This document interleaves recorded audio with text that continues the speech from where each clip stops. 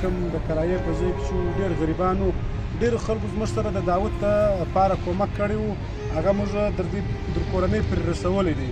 نو نن مې دی کوټې ته راوړی دی، په کوټه کې مې دا دی په کیډني هسپتال کې داخله کړي. د ده چې کومه د پښتورګو مسله وله، پښتورګي یې بلکل مخ له پیلو 80% پیلو 20% امکان و.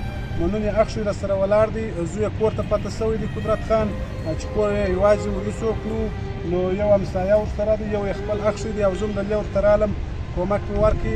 داود خان مې ورسره داخله کړي. نو اوس اخښی دلې دی، که چیرې د داود خان نور مزید د کومک ته ضرورت شو بیا به موږ په تاسو باندې غږ وکړو. اوس فلحاله چې موږ کوم دی داخله کوي، دلته ځینې خلک دا رقم دي هغه سپارښت او پیسو والا ته ډېر اهمیت ورکوي. کوم غریبان چې هغه پیسه باندې نه بولي، نو د هغه ژوند ته دوی ګوري چې د هغه ژوند په خطره کې.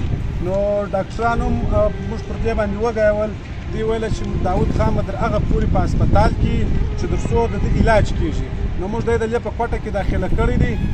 د ده ترتیب به اوس انشاءالله دلې په هسپتال کې شو، د کوره څه د چمنه څه مې راوړي، اوس مې په کوټه کې داخله کړي. دلې د دغه دپاره یې اخښی هم دا دی، دلې ورسره دی. کوم ملګرو چې د داود خان سره کومک کړی وو، هغه موږ داود خان ته هم رسولی دي، د ده کورنۍ ته مې هم رسولی دي. که چیرې نور مزید خلکو کومک کوئ یا د داود خان د علاج نور بندوبست کوئ یا کومو ډاکټرانو د ده سره کومک کوئ، هغه بیا زموږ سره پر لمبر رابطه وکړي. موږ به دلې د داود خان ځای په لاس ورکړو، بیډ نمبر به یې په لاس ورکړو. نو فلحاله د ده سره دا اخښی اوس ورسره دی، موږ دی دلې ور پرېږدو. که چیرې د دوی هر شي ته ضرورت شو زموږ سره دې رابطه وکړي، موږ به بیا ستاسو سره بیا په بله ویډیو کې حاضره کېږو چې د داود خان کوم شي ته ضرورت و هغه به تاسو ته بیانوو.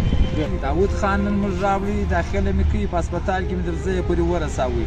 چې کومو ملګرو زموږ سره کومک کړی دی د هغوی کور ودان، او که د چا په وس باندې د داود سره کومک کېږي هغه د خپل کومک ورسره وکړي.